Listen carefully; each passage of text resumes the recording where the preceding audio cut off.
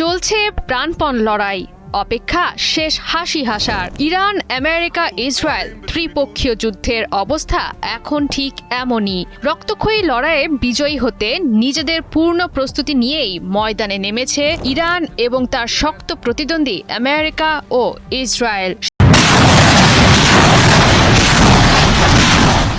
Iran Israel যুদ্ধের আগুন ছড়িয়ে পড়ছে গোটা বিশ্বে। আমেরিকা ভাবছে যে তারাই দুনিয়ার সবচেয়ে বড় গুটিবাজ, কাহিনীবাজ, তাদেরই গোয়েন্দা নেটওয়ার্ক সবচেয়ে শক্তিশালী। ট্রাম্প আজকে বলছিল যে এই মুহূর্তে তোমরা পৃথিবীবাসী যারা আছো, যে রাষ্ট্রগুলোর প্রধানরা আছো, তোমাদের বাবা হচ্ছি আমি, ডোনাল্ড ট্রাম্প।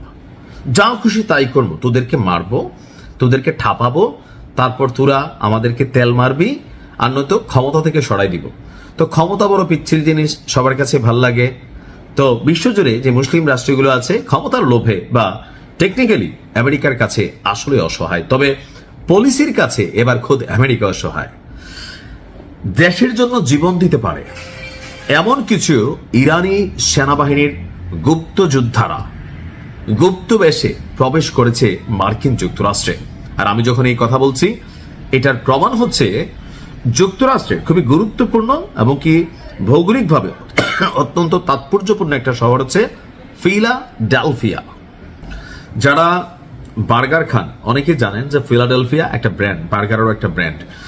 তো যুক্তরাষ্ট্রের সেই ফিলাডেলফিয়া অঙ্গরাজ্যের সীমান্ত কর্মকর্তারা বলছেন যে প্রায় 4000 বছরের পুরনো, অর্থাৎ ব্রোঞ্জ যে যুগটা ছিল সেই যুগের একগুচ্ছ তলোয়ার এবং তীরের ফলা জব্দ করা হয়েছে।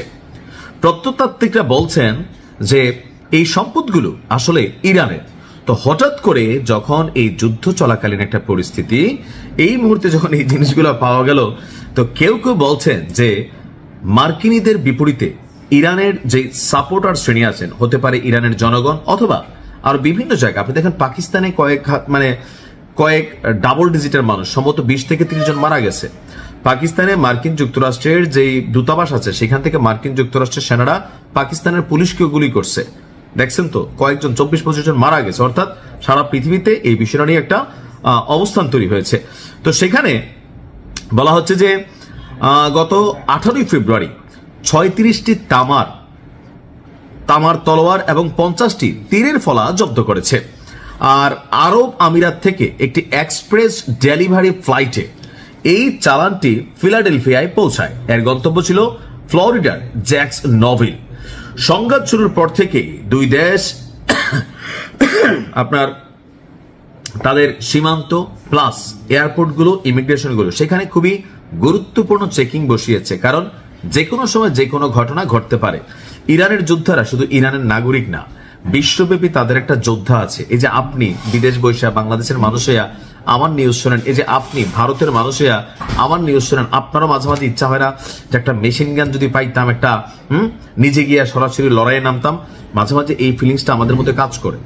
তো শুধু এটা আমাদের মধ্যে কাজ করে না, আমেরিকাতে অনেক মানুষ আছেন যে ডু অর ডাই এই টাইপের একটা ফিলিংসে আছে, তারা কিন্তু এখানে বড় ধরনের ঘটনা ঘটাইতে পারে। আর এই কারণে যুক্তরাষ্ট্র সরকার বা প্রশাসন, গোয়েন্দা সেক্টরগুলো অতীতের যে কোনো সময়ের তুলনায় এখন কয়েক গুণ তারা কিন্তু অ্যাক্টিভ, নজরদারি রাখছে আপনার ফোনে, আপনার চ্যাটিং ব্রাউজার হিস্ট্রিতে। আপনি ভাবতেছেন আপনি আউট অফ নেটওয়ার্ক, না, খুবই নজরদারি রাখছে। তো সবকিছু মিলিয়ে বলা হচ্ছে যে একটা বড় ধরনের অঘটন আমেরিকার ভেতরে ঘটানোর জন্য চেষ্টা করছে ইরান। আর এই জন্য তাদের যারা গুপ্ত যোদ্ধা আছেন, ছদ্মবেশী যোদ্ধা আছেন, তারা ছড়িয়ে পড়েছে। মার্কিনীদের প্রতি সরকারের আহ্বান হচ্ছে যে কোনো ধরনের সাসপিশিয়াস অ্যাক্টিভিটিস দেখলেই রাষ্ট্রকে অবহিত করা। দেখা যাক কি হয়। ভালো থাকুন।